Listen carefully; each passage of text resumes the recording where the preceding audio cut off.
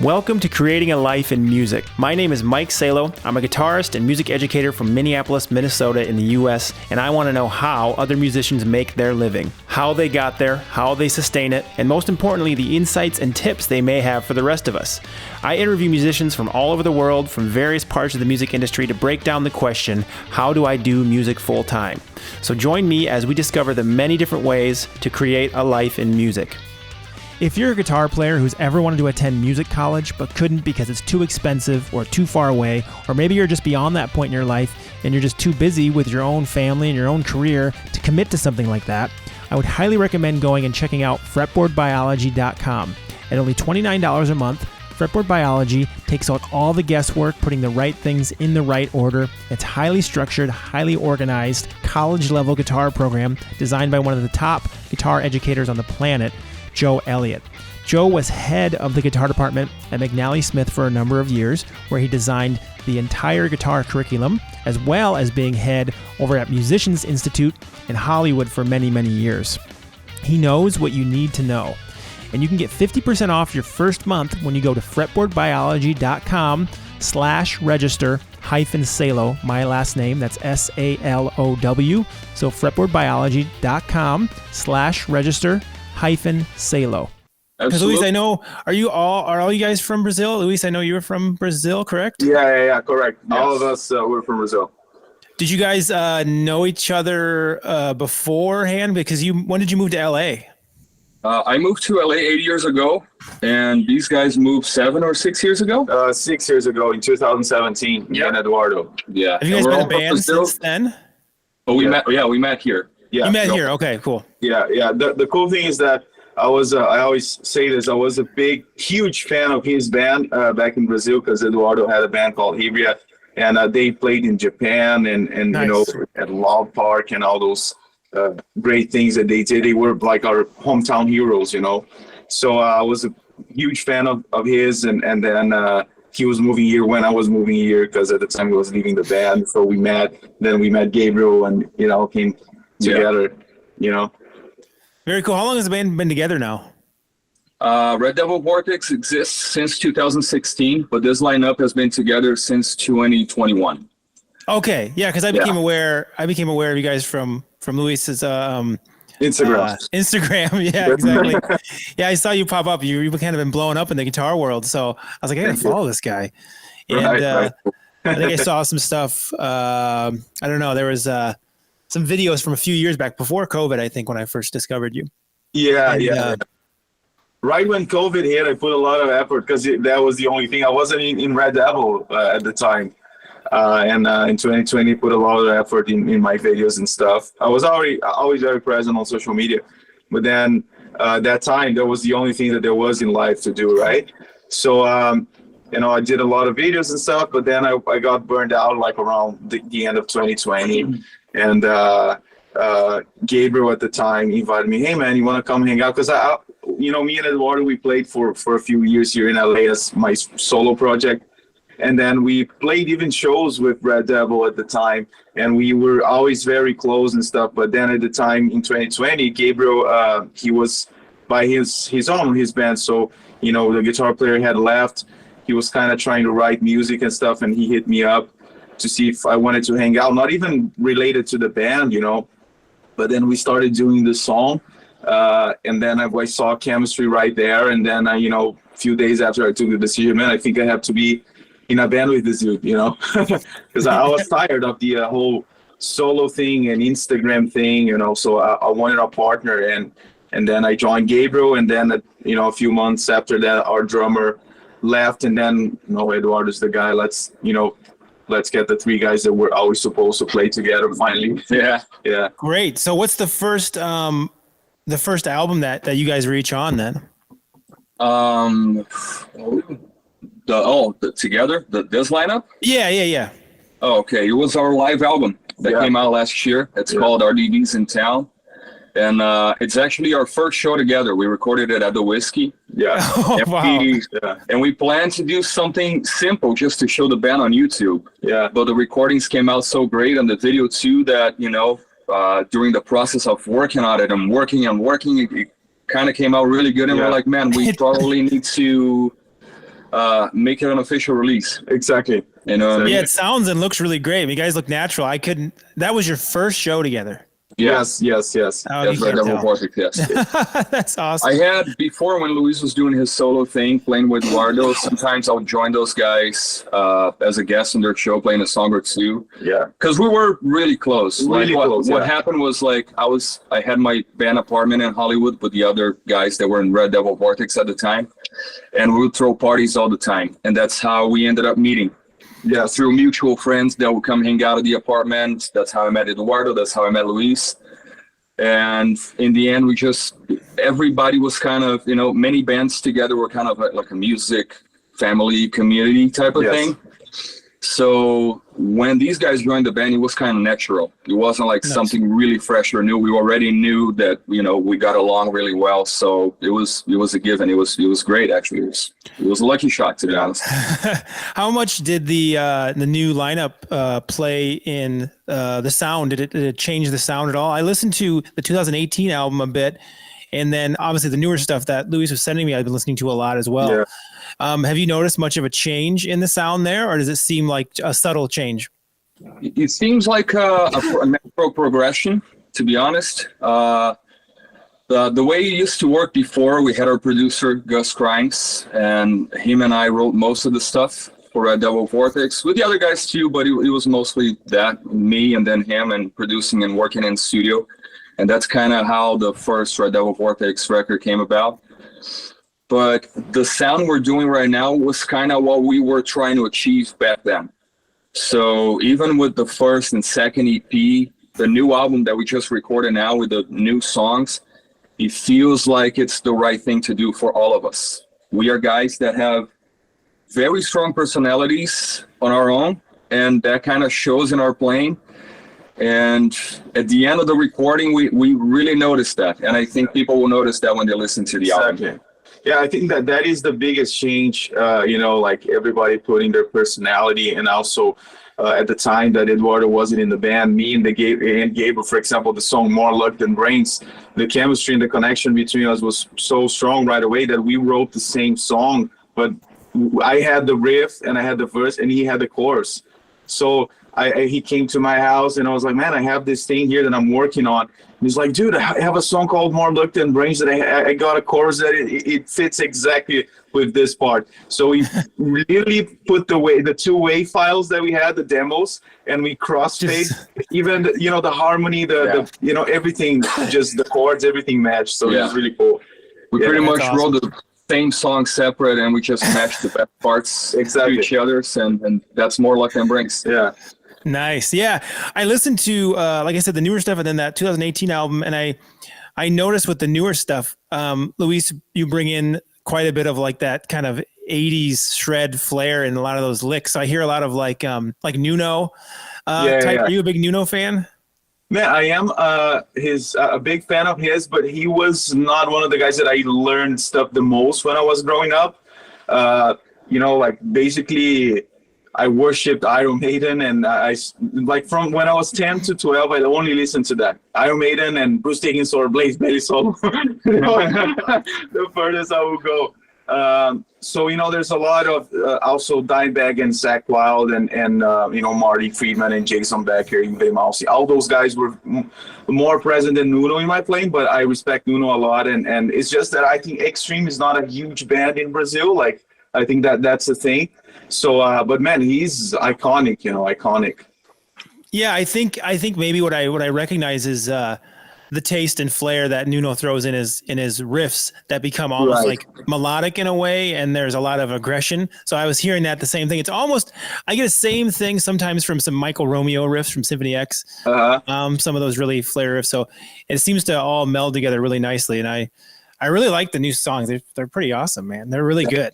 And that even the old stuff, I mean, like now that it's a different band, I know not a different band, but is really great stuff. Like it gives me, because I was like imagining all these different groups kind of running through my head of like, it's not really like that. It's not really like that. It's like an amalgamation of a lot of different stuff that sounds really good. I heard like hints of like almost like Five Finger Death Punch. Then I heard like hints of like Trivium, and I heard hints of like Bullet for My Valentine. But then those other bands we just mentioned especially with the shreddier stuff, you get the more melodic stuff going on. So yeah, what you guys are doing is really, really fucking great. I could see it. I don't know why it hasn't. You guys should have millions of listens on Spotify at this point. No, we're working hard for it, man. It's a process, you know. Yeah. We're not really rushing it. We just want to create the band we want to see, and we want to take our time doing it because we want to do it right. Yeah. And I think so far so good. Yeah, I think you guys are doing a lot of the right moves. I mean, looking like the quality of those videos and the quality of the production and the sound in general is extremely, for lack of a better word, like sellable. It's very, very, very cool. Like, I think you guys have a lot of. I was listening and just thinking, like, I mean, these guys are going to be. I think they're going to do very well. That's really, really cool. You know, what it is just. We're trying to create the things that we want to watch and listen to, and the things that we think the music scene misses now, you know, which is like a very explosive, heavy rock band. Yeah. And that's all we want to be because, you know, we're got three guys with a lot of energy. You know, we're very explosive. We try not to be with each other. But no, I'm just kidding. We got along really well. But, you know, we want to put all that energy in the show because I think that, you know, as rock fans, that's what we want to see, you know. Yeah. Maybe there's more people out there that want to see that too. Yeah, and I think there's a lot of great things going on out there, but the music industry and the world changed so much that it's kind of easy for you to surrender to do something more, or that I think this is gonna work faster or this or that, you know. But you know, we said like fuck that, and we're gonna do like what we think, you know, we want to see, as Gabriel said, and that's what we try to do, you know. You know, it's a good point that you pointed out of people trying to like going, I want to do this instead. Because seeing what you guys are doing, it's something that I think many are afraid to attempt because there's a lot of work behind it. You know, you guys are doing much more, I can tell, from just making music. I mean, there's the production, there's the stage production and all that stuff. I mean, you guys have the logo behind you and your stage show seems really great, and I can only see it getting better. And that's something I think is a huge undertaking to do that stage show. And when people try it, I think they're like, oh my God, like it's a lot of work. So now it's like all the work that goes behind making the music is doubled or tripled with all the other background stuff. And I think a lot of people, you know, including myself, I mean, I've had times where I was like, oh, that's so much work. Like, that's why I commend you guys for like doing all that. Cause that's like, you know, kudos for that, man. Cause I can't imagine you guys got to be busy just kind of keeping all those things in straight and in line. Yeah, thank you, man. I think we, other than the music that we write, and that's also a really cool thing. That's where it starts, you know, like we write the music, we sit down in studio and, you know, we respect each other's parts and each other's ideas, and we want to put it all together so it sounds like a band, you know. Yeah. I think that's another thing that we feel that's missing these days, and we got lucky to have this lineup that is very creative and everybody writes and everybody plays really well. And apart from the music, because of the state of the music industry and because of the needs of a new band right now, especially with no labels, you know, most bands have no labels, everybody's independent, so you got to figure out a way to do everything yourself. So me, for instance, I started editing videos at the beginning of Red Devil Vortex because we couldn't afford a whole production team. So we started doing it ourselves, and I got better and better at it. In the meantime, Luis was working on his social media, you know, and growing his PR skills. And Baldo has a lot of expertise, you know, in stage stuff and touring and all of that stuff. So behind the show and the music, these are kind of the things that we do to support the band ourselves. Yeah. And then we're just growing and improving on that. Yeah. And I also cook, so that helps. Keeps it alive. Yeah. If you're a guitar player or bass player, you should really have a copy of Guitar Pro tablature software. I've been using Guitar Pro for like 15 years, and I really can't live without it. At this point, it's sort of an industry standard within the guitar education realm, and it's really easy to use. You can make all your licks and write out all your songs, and you can actually use it in conjunction with ultimateguitar.com, where you can download Guitar Pro files and learn all your favorite songs. So I couldn't recommend this software enough. And if you use the code MikeGP at checkout, you can get 10% off your copy of Guitar Pro 8 That's Mike, MIKEGP, at checkout, guitar-pro.com. I think that's really good to point out, those things you guys are doing outside of the music, or not outside, but like there's secondary things that are really prevalent in doing music these days, especially. Like, it's not the same as it was. And I think it's really easy, especially for someone younger, to see a band like you guys on stage and just be like, wow, like there's all this stuff. And then they don't realize, like, yeah, I mean, there's a lot of hard work that goes behind this. And that's just how it's the long game. You put in that hard work and you just keep doing it year after year after year. And before you know it, you guys everyone, or our band, or anyone, can look like an overnight success, and then no one really sees the hard work that comes in the back end. How has Luis? How has the social media presence helped or played into the band's notoriety or the presence of the band? Has that been something you've noticed has helped to bring it up? Because do you kind of you've been doing the social media thing pretty well for the past few years, even on your own stuff? Has that helped boost the band at all, or vice versa? Man, definitely. Look, how I see is like as I started as a solo guitar player, I'm used to deal with the internet and posting, creating content, and doing strategies for the internet since I'm 11 or 12 years old, So it's been like 11 years already that I think about this every day, and I mess with it every day. Everything I do, I already think of how can I do Instagram friendly or Facebook friendly or YouTube friendly, like that. I know exactly how it's going to look for the consumer. You know what I mean? Mm-hmm. So I think social media played a big role in my life, like when I was doing the solo thing, and it plays a big role with the knowledge that I have and I got from that to use for the band, and it's been helping a lot. For example, just today, our music video got like 7,000 views, like in the last 24 hours. Nice. And with the ads are still not running and stuff like that. So it's like I know how hard it is because I've done this many times. And if you're a band guy and you're watching this, you know how hard it is to make something boost like that. So I think all those skills, they add up. And as you said, like when the person sees the show, that's only, I would say 5%, man, because the 90% of the work is nowadays the artist has to be taking over all the fronts of the work, the look and the photos and editing the video, mixing the audio of the video, because it's so much work and everything is very instant, go all the time. So it's a paradox. At the same time, you can't surrender to the momentary success of posting, but you don't say anything meaningful. At the same time, you got to have a certain consistency in your work, that you got to do quality stuff, but also always keep something that it's a journey for people to pay attention to. But I came to realize that the solo thing is very different from the band approach on social media, because bands are not made for social media in general. The full experience of a band, it's live, it's the all the other things that are on the outside world as well, and the internet is a complement, right? But the solo, most guitar players, it's not as large, it's not a larger that it's as loud as the, a mainstream metal or radio rock or whatever you want to call it. So I think people focus a lot on the internet because they can reach 100,000 people in between India, Brazil, States, Canada. But in the end of the day, like, it's hard to go out and play, You know what I mean? I know exactly what you mean, man. Like, there's social media is a really weird thing, and I think it's important for musicians, but it's something I've noticed that it doesn't necessarily correlate directly with how many people are listening actively to the band or going and seeing the band live, because you go to see live music, or you go on YouTube and you watch the videos, the short stuff, the Instagram, the TikToks, that doesn't really play in that experience as well.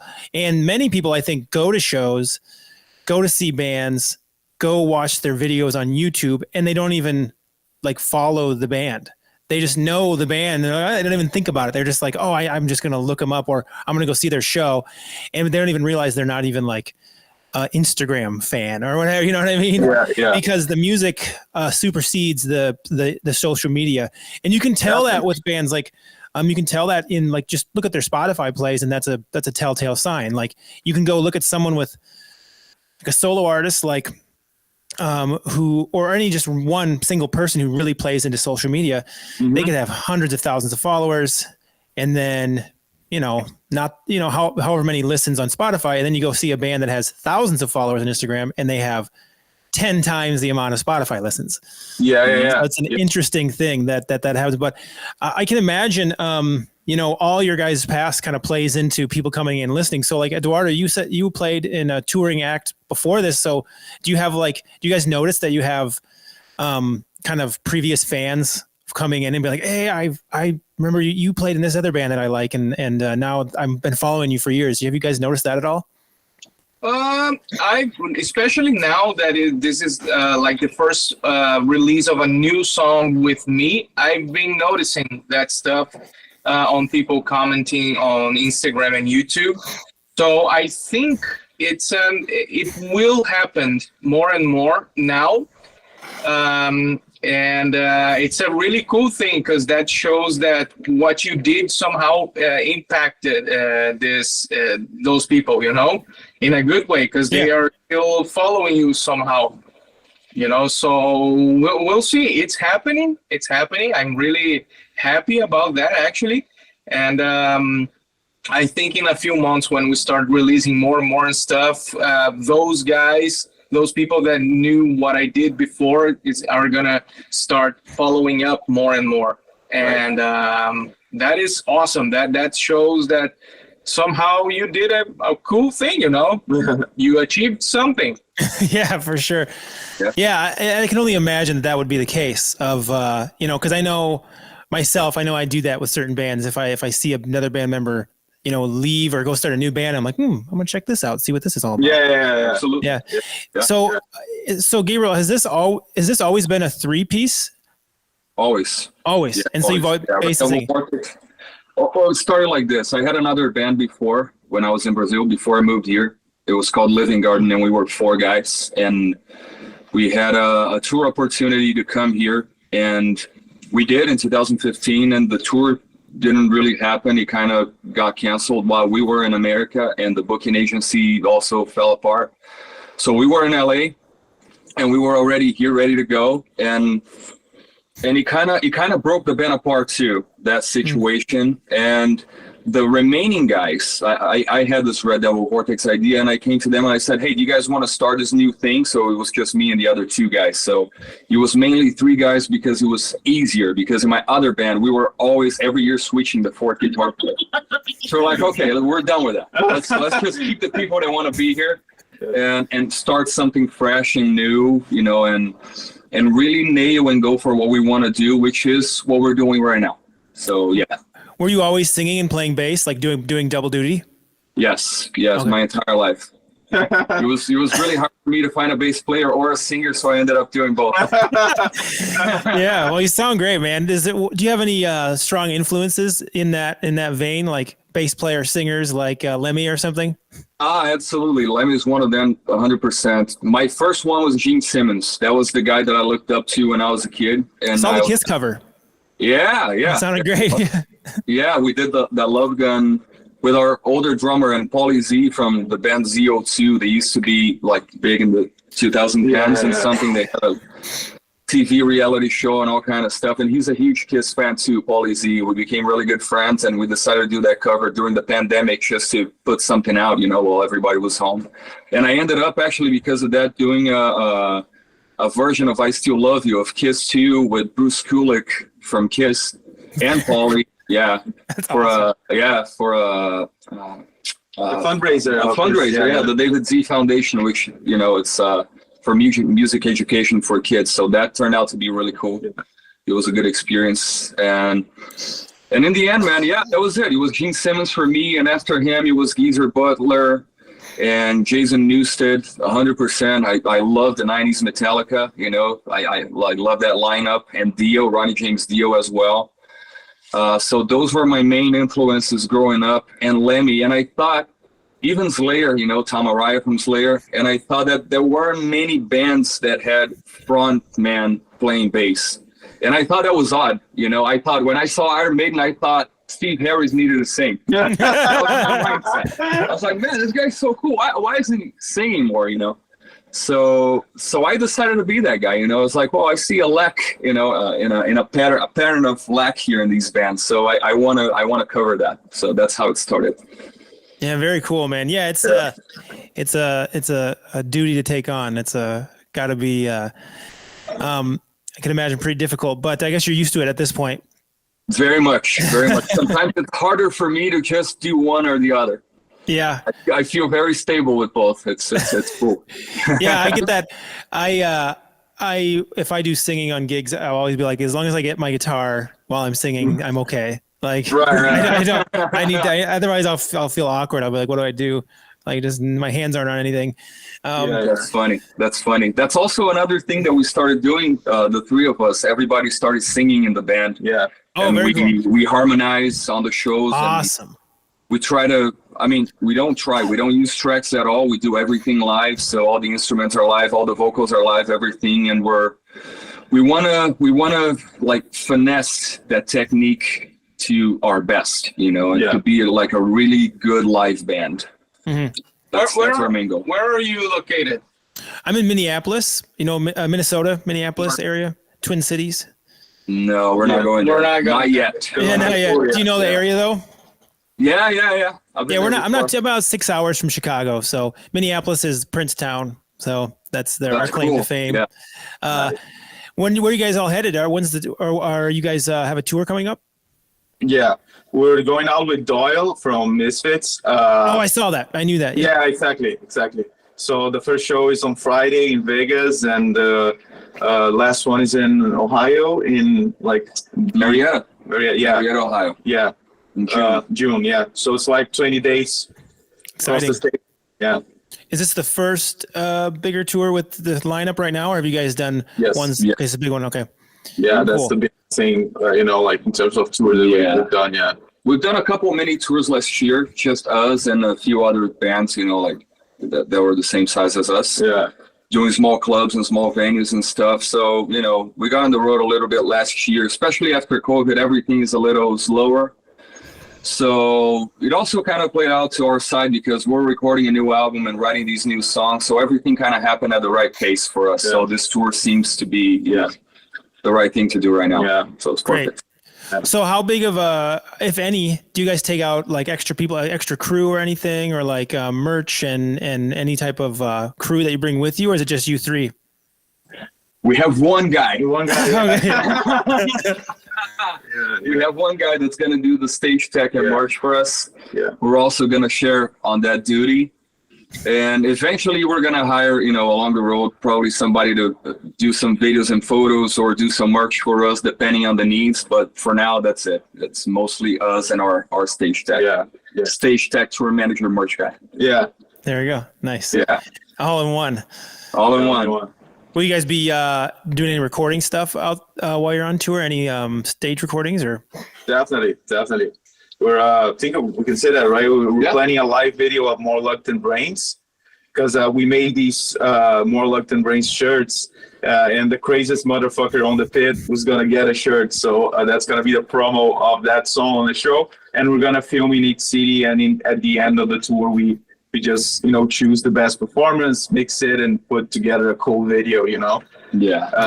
Because that was the purpose of the song. Like, we wanted to put it out before we go on tour, because this is the first single from the album we're gonna put out on the second semester of the year. So I think it's gonna come together. Very cool. So when you go about the recording process, will that be the fourth man's job to have the camera, or are you guys gonna have a camera set up?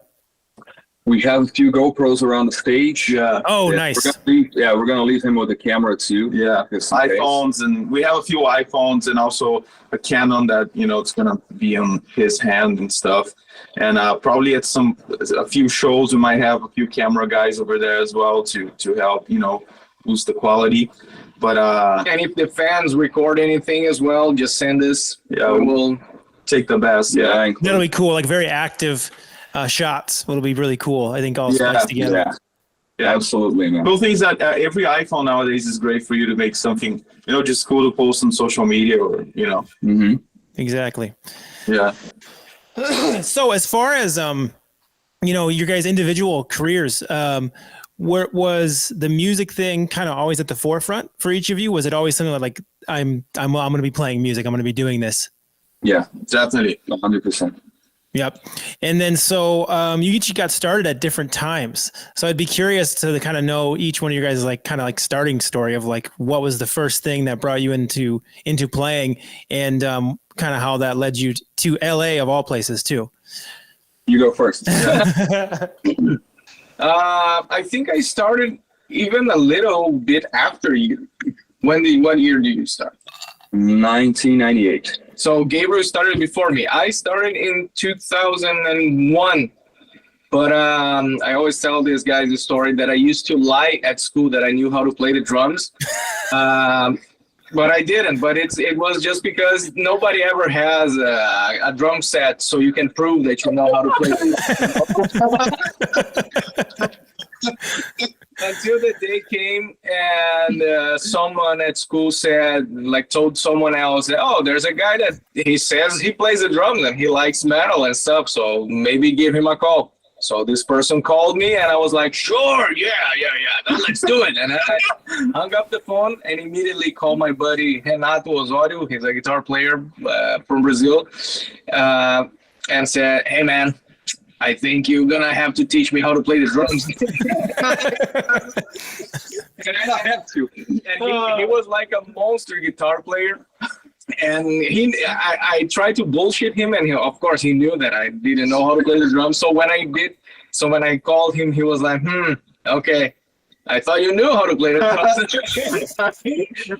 So that's how it started. So it was like by accident to prove, like how do you say when you're to back up your story, Yeah.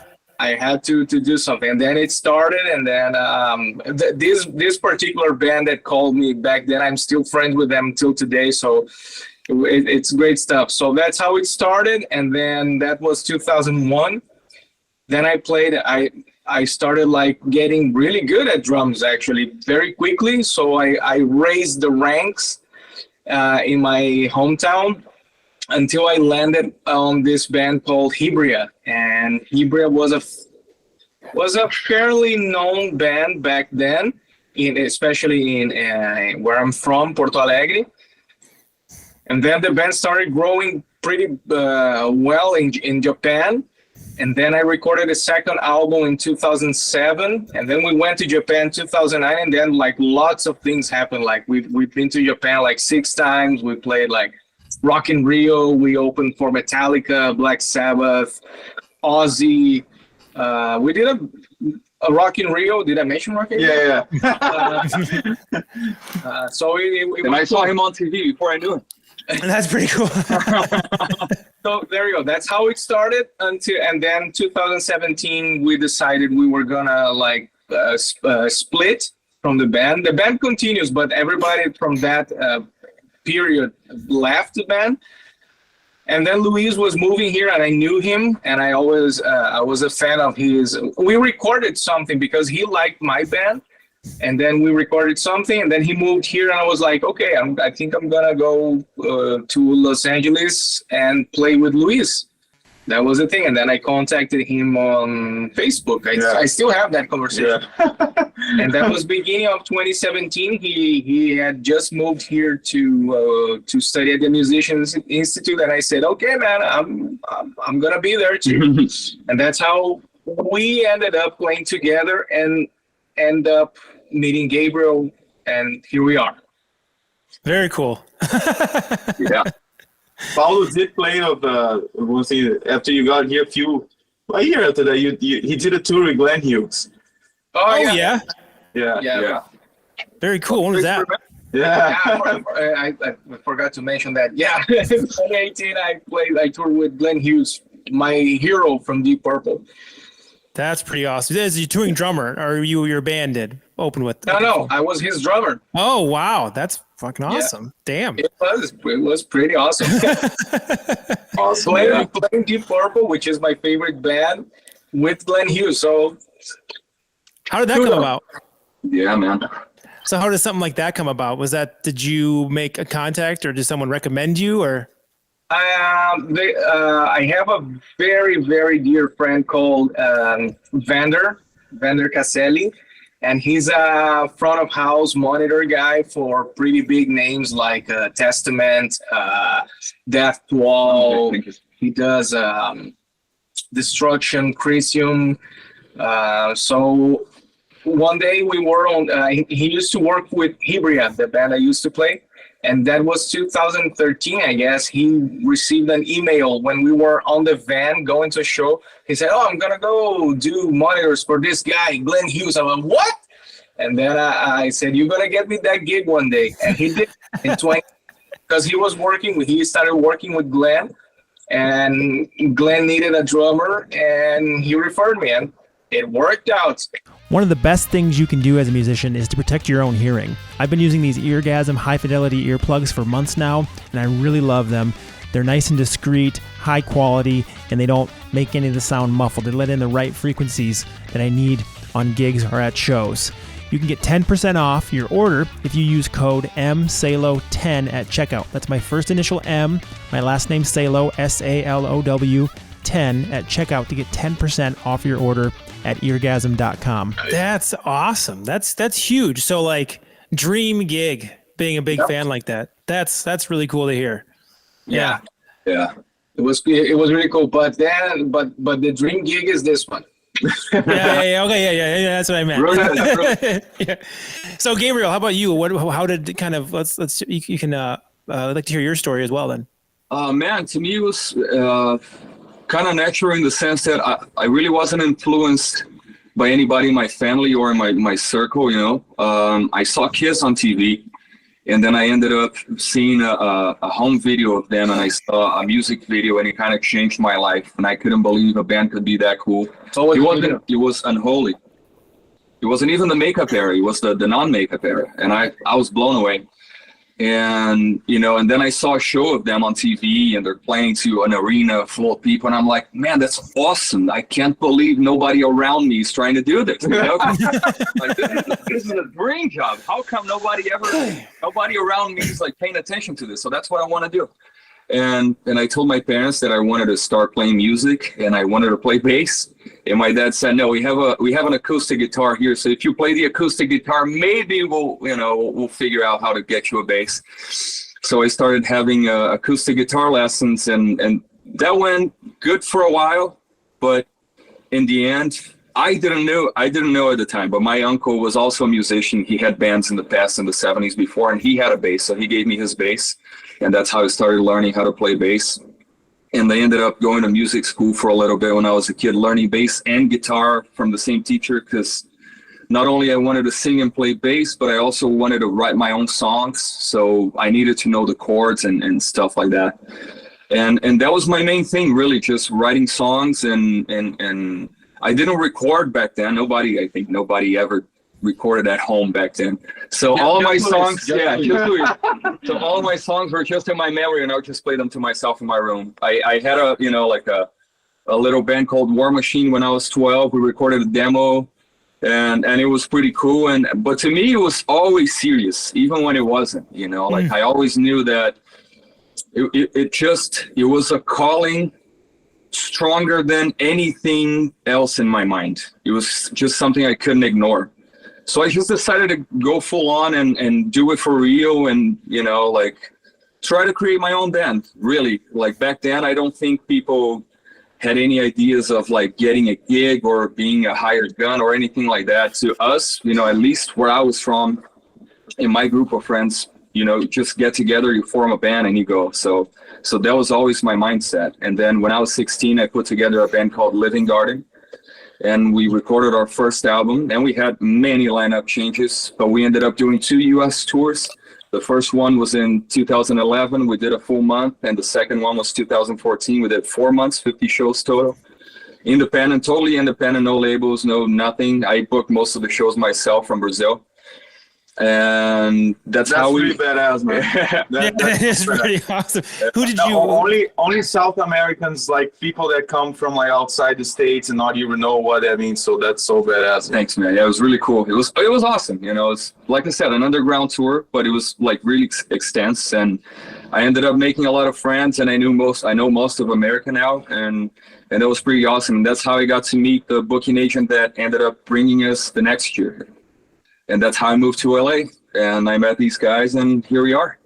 Very cool. So when you said you booked the whole tour yourself. Was that like, did you work with someone to help you with that? Or were you just like looking up venues and just contacting venues directly? Or was there a band you were touring with, or? I did. Because of the first tour, we had a booking agent before that hit me up before. I made some contacts from him, and then he left the business. So I used his contacts to start that tour. And then I met another booking agent from America who was willing to work with us and do all the paperwork and all that stuff. The problem was that guy wasn't really consistent, and a lot of the shows he booked they weren't really good or paid or anything. So we were in a lot of trouble in a lot of shows, and I ended up having to fix that and kind of rebook those shows and renegotiate the deals and everything. So that's kind of why I say that I did it all myself, that even though I had his help, I ended up having to rebook like a big number of his shows. And it was like, that was like a last minute problem I didn't imagine I was going to have. But that was just the beginning of the problems I had on that tour. So, that's whatever. But that's how it happened. So for both of you, Gabriel and Eduardo, did your previous bands or previous experience play into any of the moves you guys have been making with Red Devil Vortex? Like, were you able to have an easier time with booking this band because you had made contacts with the last tour? And Eduardo, is there any, like, do you guys have a Japanese following that's been brought in from that, or? We are working on that because for some reason Japan is not very into social media, or it's maybe because of the language. We never kind of figured out exactly why, but there's a certain barrier in the social media that it's hard to get into Japan for some reason. We're still trying to figure that out. So we're working on that, on a distribution for Japan to kind of break that barrier. Because I'm very, very confident that what we are bringing is something that they will really like. And I had like a big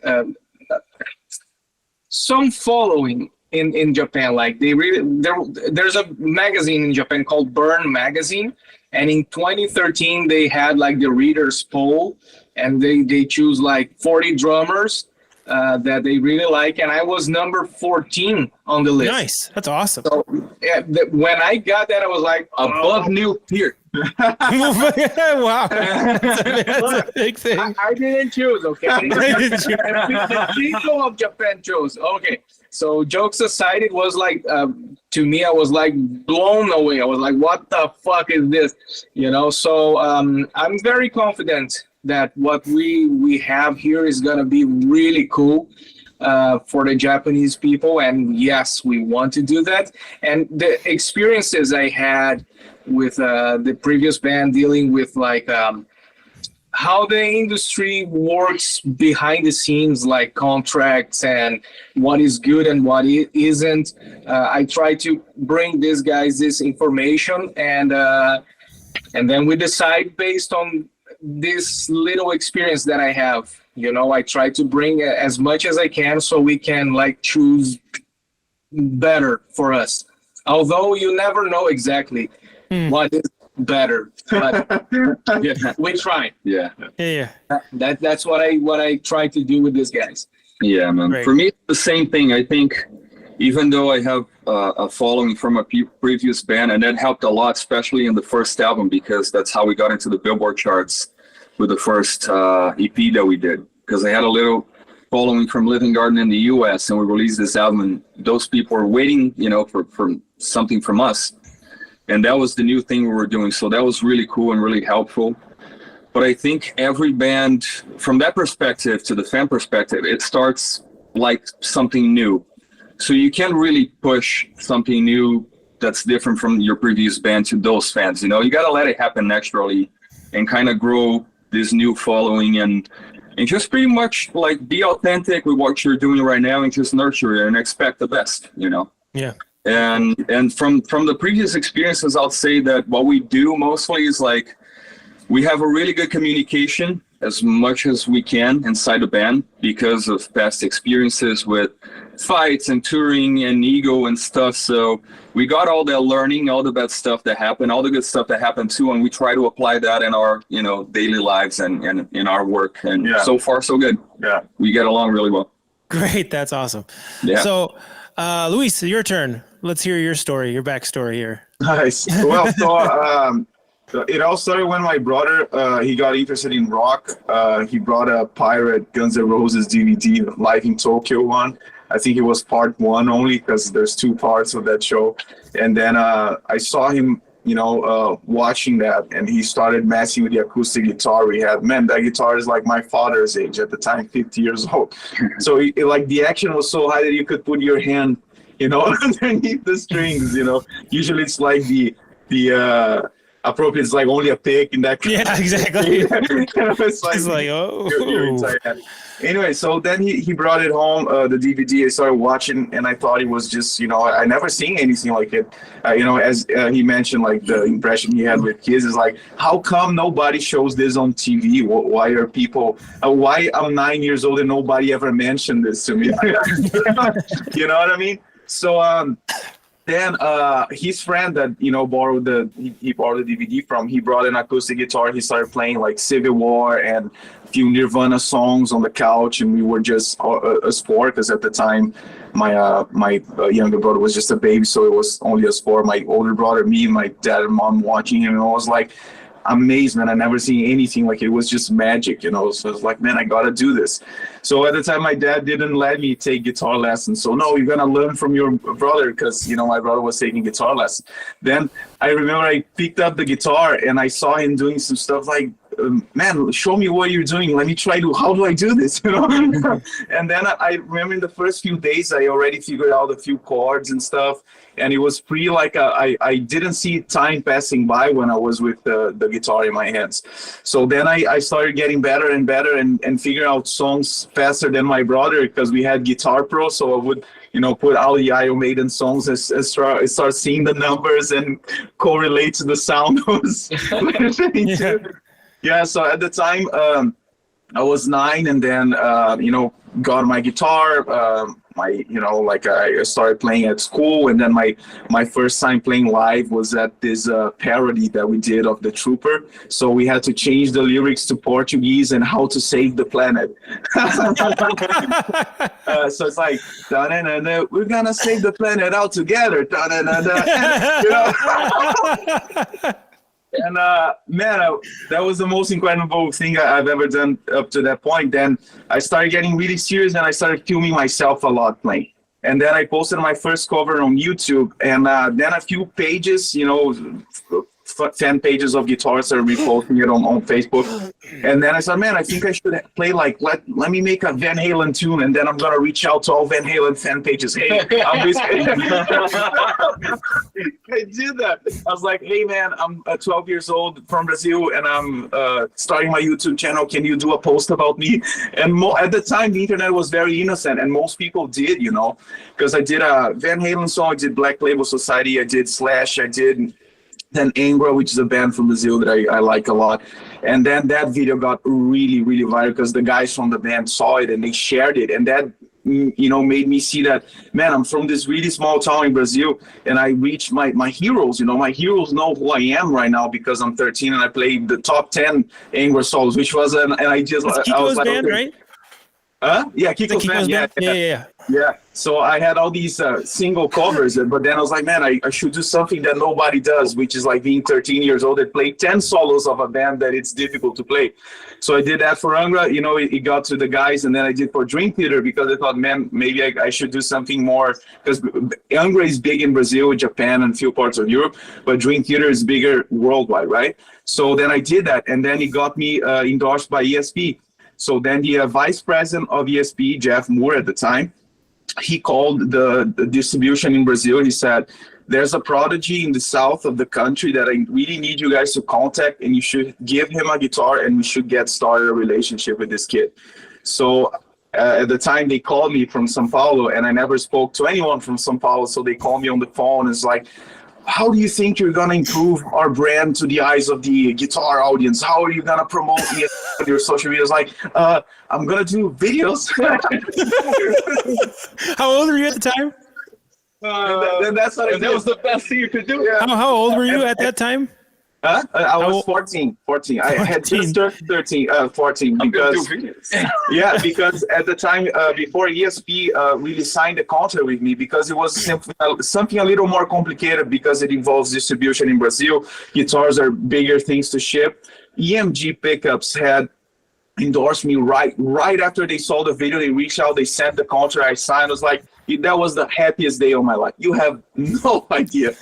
And then I did a video for them that was way more pro than everything I had ever done, because I would edit on Movie Maker at the time. So for this one, I had a guy that helped me, and he used Adobe Premiere, so it was something a little more high level.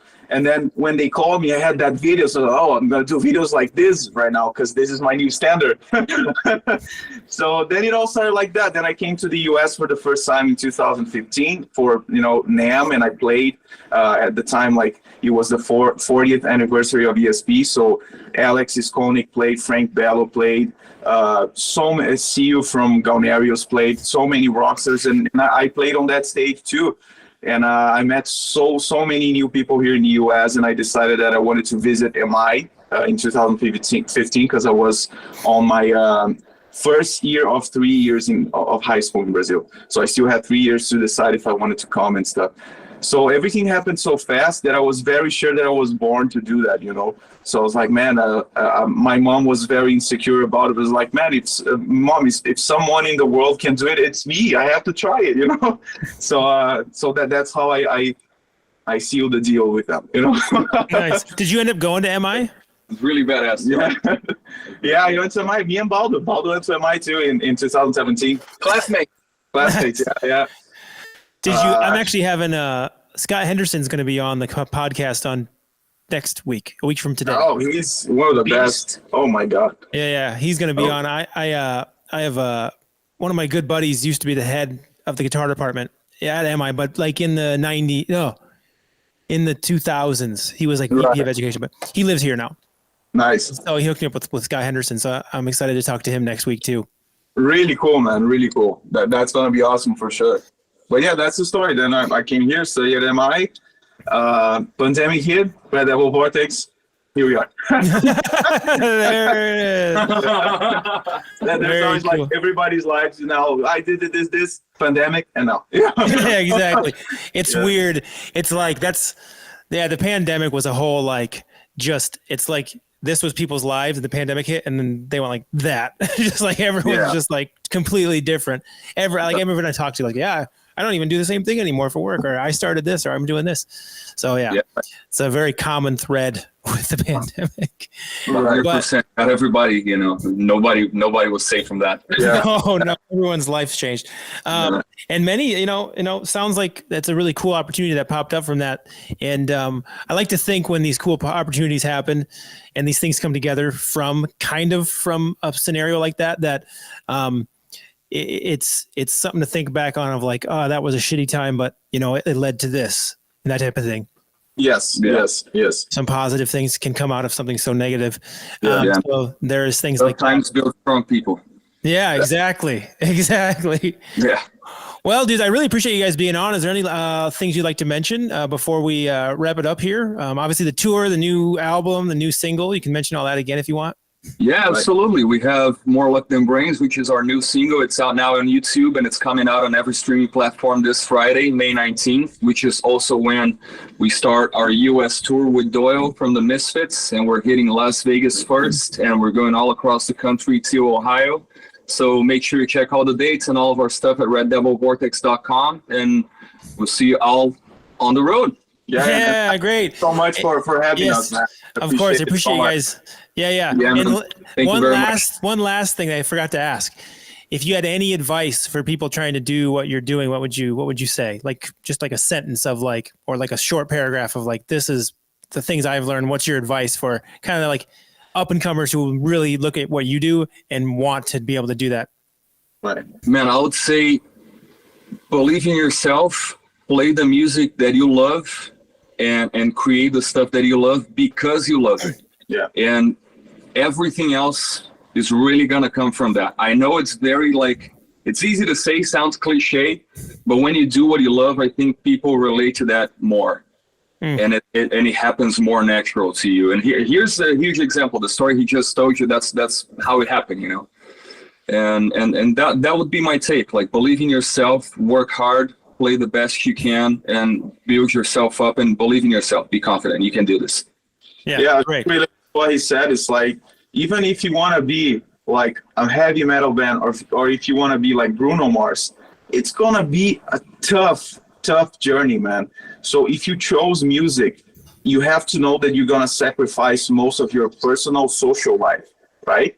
In order for you to sit down and you be okay with yourself, that you're giving 100% to something that is really meaningful. You don't work for money, you know. Of course, we all have to pay bills and stuff, but in the end of the day, your work is more meaningful than how much you make, you know what I mean? Because that is so important, but at the same time, it's like, if you work, for example, at McDonald's, and you know that's a very, very honorable job, but in the end of the day, the purpose is the money. You know, you have to pay the bills. And music, the coolest thing for me is that everything I do is like, at the end of the day, before I go to sleep, I'm like, I think I made a difference, you know? Like, it's not that the person at McDonald's didn't, but you know what I mean? It's not, you don't work only for the money. You think of your purpose, and it makes you feel a little like, it makes you feel better. Like, I think I'm doing something that it's artistic and it can change people's lives. But no matter what, know that it's gonna be tough.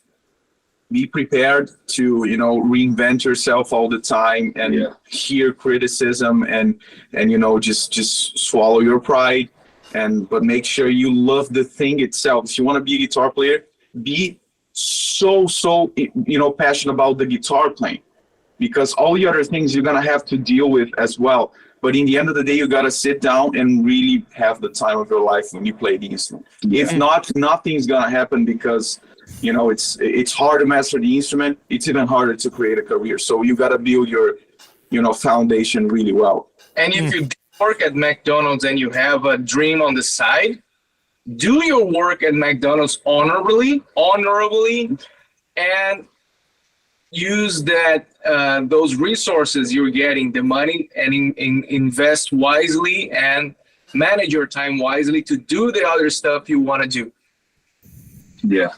Yeah, for sure. There's plenty of people who do that, who have day jobs, and then their whole purpose of the day job is to fund the dream. And that's how a lot of people's dreams happen, is having the day job. And I think that's, people forget that. They think, oh, I'm stuck in a day job. Yeah, but that could be your way out to take all those funds. That is the way out. Yeah. There is nothing wrong with having a day job or a work to support your dream or your art, as long as you're doing what you love, you know, like building something like Louis said. One thing that I think people forget is that that's a very long paragraph. Forget is that when you compromise your dream, if you have a dream, not everybody has a dream, and that's okay too. But when you have a dream, you have a vision, and you choose not to pursue that, that's gonna stay with you. And the things that you're doing that you don't love are gonna become way harder. And everything's gonna consume your life anyway. So you might as well do what you love. Because nothing's guaranteed, no matter what you do. That is true. Well, that's a good way to end it. Well, I appreciate you guys being on, and everyone go check these guys out the new music. Thank you for having us. Of course, anytime. I'd love to have you guys back again. Absolutely. Definitely. We'll talk to you soon. Have a great day, my friend. Great tour. Everyone. Yep, we'll see ya. Thank you, man. Thank you. Of course. Thank you. If you'd like to join my Patreon to get your questions answered by the guests, then you can go to patreon.com/Mike Salo. There are several tiers there that you can take part in, and lots of different perks like pre-recorded guitar lessons or even one-on-one guitar lessons with me. There are live master classes every week for certain tiers. And again, you can go to patreon.com/Mike Salo to check that out.